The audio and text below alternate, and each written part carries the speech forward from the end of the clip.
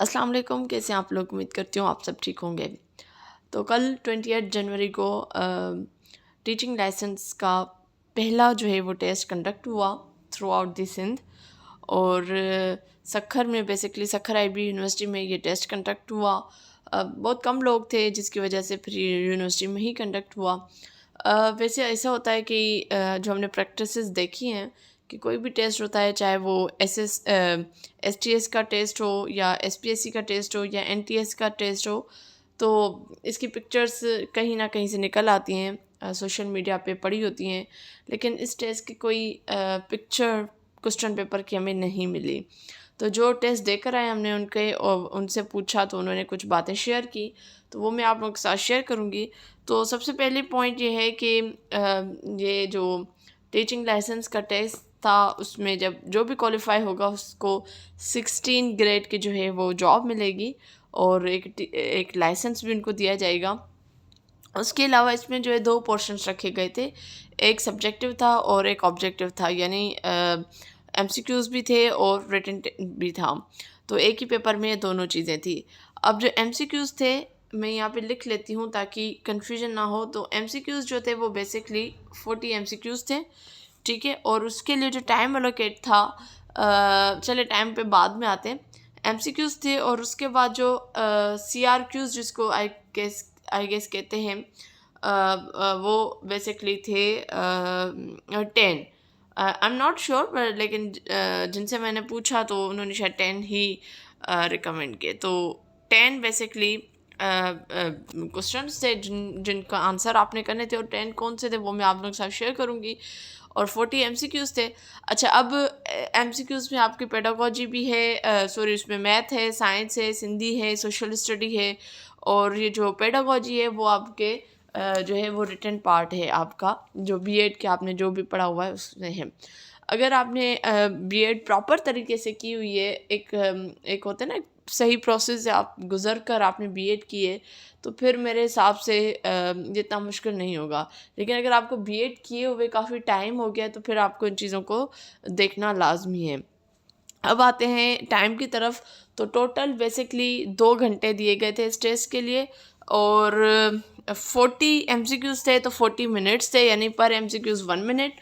और बाकी जो है 80 मिनट जो है वो आपको रिटन पार्ट के लिए था।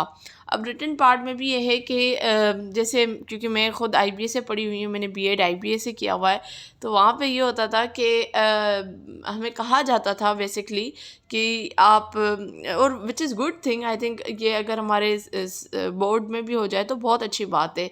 वहाँ पे हम मार्क्स देकर फिर हम उतना लिखते थे। फॉर एग्जांपल अगर एक क्वेश्चन है और उस पर 2 मार्क्स हैं तो हम उसको 2 मार्क्स जितना ही लिखेंगे, हम उसको इतना लंबा चौड़ा करके नहीं लिखेंगे। और जिसकी 10 मार्क्स होंगी तो जाहिर सी बात है कि एक अहम क्वेश्चन है जिस पे 10 मार्क्स रखी गई हैं तो हम इस पर ज़्यादा लिखें। तो इसमें भी यही था कि टू द पॉइंट लिखना था, आपको ज़्यादा लंबी चौड़ी बात नहीं करनी थी। टू द पॉइंट जो पूछा गया उसका आपने सिंपल आंसर देना है। अब आते हैं कि क्वेश्चंस क्या हैं, वो मैं आप लोग के साथ शेयर करती हूँ। जी, तो सीआरक्यूज़ में सबसे पहले था कि designing MCQs of analysis levels in Bloom's taxonomy from paragraph. एक पैराग्राफ दिया गया था और उस पैराग्राफ से बेसिकली आपने जो ब्लूम्स टैक्सोनॉमी की जो लेवल्स हैं, रिमेंबरिंग, अंडरस्टैंडिंग, अप्लाई, उस लेवल को देखते हुए आपने एमसीक्यूज़ बनाने थे। तो मेरे हिसाब से अगर आपकी प्रैक्टिस है एमसीक्यूज़ बनाने की तो ये आपके लिए कोई मुश्किल सवाल नहीं होगा। How feedback improve learning. अच्छा, अब देखिए सवाल क्या किया गया। सवाल किया गया है कि कैसे फीडबैक जो है आप एक लर्निंग को इम्प्रूव करती है, बेहतर करती है। लेकिन आप यहाँ पे ये लिखना नहीं बैठ जाएगा कि फीडबैक क्या है, फीडबैक की कितनी टाइप्स हैं, तो फिर ये गलत बात हो जाएगी। आप ऐसा करें कि पहले फीडबैक की डेफिनेशन लिखें, फिर टाइप्स लिखें, फिर बताएं कि जी अब इम्प्रूव कैसे कर सकते हैं फीडबैक के थ्रू लर्निंग को। ऐसे नहीं करना। आपसे हाउ का सवाल है तो आपने हाउ का सवाल जवाब देना है। अगर आपसे व्हाट इज़ द फीडबैक पूछा जाए तो आपने what is the feedback answer देना है। अगर आपसे पूछा जाए कि टाइप्स ऑफ फीडबैक तो आपने फिर टाइप्स ऑफ फीडबैक लिखनी है, ठीक है। तो सवाल को बहुत ज़रूर देखिए। Creating sense of community in classroom. इसमें भी यही होगा कि किस तरीके से हम सेंस ऑफ कम्युनिटी क्लासरूम में बना सकते हैं, मेंटेन कर सकते हैं, कैसे कर सकते हैं वो आपने। Socio culture values in developing educations और difference between socio culture theory and cognitivism. ये वो पॉइंट्स हैं जो मैंने भी आपके साथ शेयर नहीं किए, तो इंशाल्लाह एचएम के लिए या फिर लेक्चर टेस्ट के लिए जो सीरीज़ चल रही है हमारे, उसमें मैं ये पॉइंट ज़रूर आपके साथ शेयर करूँगी, ठीक है। उसके बाद अगर इसमें देखें तो प्रैग्मेटिज्म, ये ज़ाहिर है यही पूछा गया होगा आपसे कि प्रैग्मेटिज्म क्या है, फिर आप उसकी डेफिनेशन के साथ साथ फिर एग्जांपल के ज़रिए आप समझा सकते हैं। Explain two activities related with the initiative versus guilt, यानी एरिक्सन साइको सोशल डेवलपमेंट की जो थ्योरी है उसको देखा गया है। Reinforcement of positive behaviour to higher performing and lower performing students, strategy to bring students who are out of class, class से बाहर जो स्टूडेंट्स हैं या स्कूल से बाहर होगा या क्लासरूम से बाहर जो बच्चे होंगे उनको कैसे आपने स्कूल में या क्लास में लाना, उसके लिए आप क्या स्ट्रेटजीज करेंगे, तो वो आपने एक प्रॉपर तरीके से सही करके लिखनी है, ठीक है। आई थिंक ये वाला क्वेश्चन रिपीट हो रहा है, designing CRQs analysis Bloom's diagram from paragraph. तो ये मेरे पास तो 8 इसके पॉइंट्स हैं। तो पेडागोजी से बेसिकली ये आपसे पूछा गया है। तो आप देखें कि बीएड जो है ना, इसका बड़ा एक हाई लेवल का उसमें जो है वो कोर्सेज होते हैं, बहुत ज़्यादा कोर्सेज होते हैं, कम कोर्सेज नहीं होते।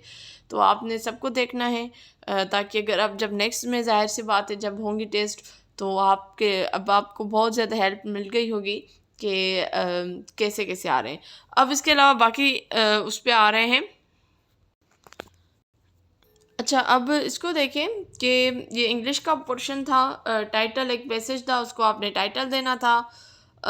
टिनी एलिमेंट्स ऑफ पोल्यूशन के जो टिनी एलिमेंट्स है उसको क्या कहते हैं, एंटोनियम्स थे, सिनोनियम्स थे।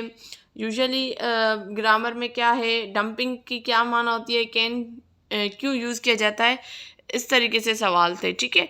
उसके अलावा मैथ में कौन कौन से टॉपिक थे, मैथ में बड़ा बेसिक मैथ था, प्राइम नंबर थे, एवरेज था, अंडर रूट था, बायनोमियल था, अर्थमेटिक मीन था, इनकम, जो प्रॉफिट लॉस के क्वेश्चन हैं वो थे। उसके अलावा ज्योमेट्री के सवाल थे, ठीक है।